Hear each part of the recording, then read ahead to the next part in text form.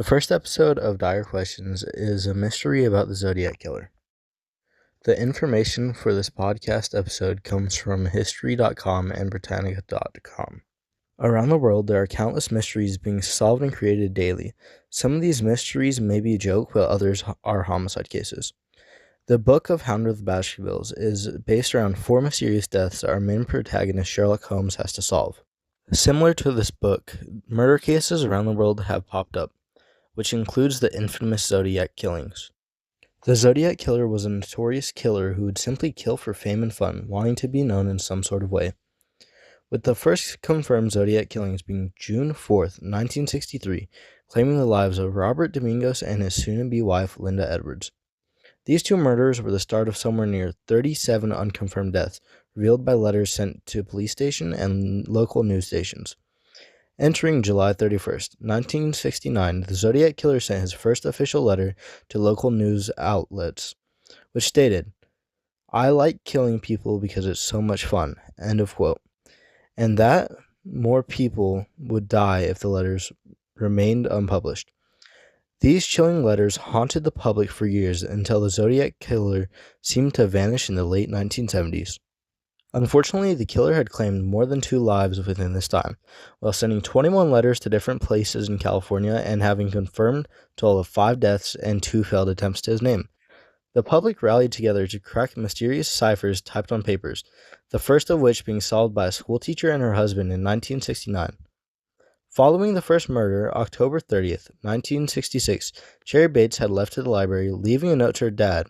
Later, the next morning, her Volkswagen Beetle was found abandoned, with her body found laying between 2 houses not too far. Following, the deaths of David Faraday and Betty Jensen happened December 20th, 1968.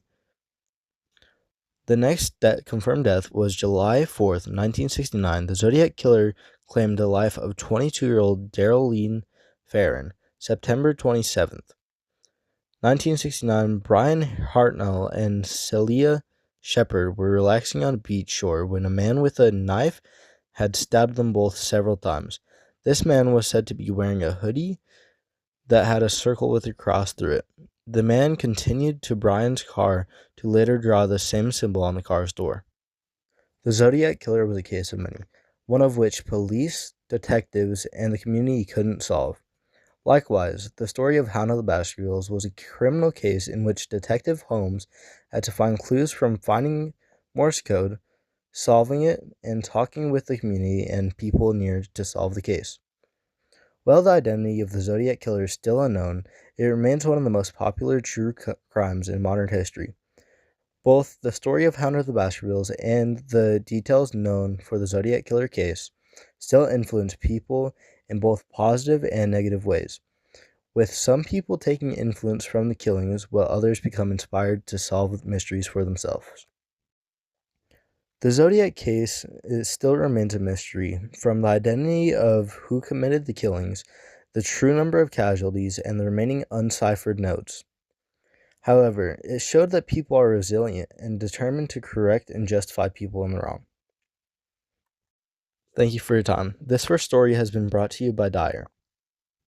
And once again, I would like to mention the sources and articles where I got my information, which include www.history.com/articles, the Zodiac Killer, and www.britannica.com/biography/Zodiac Killer.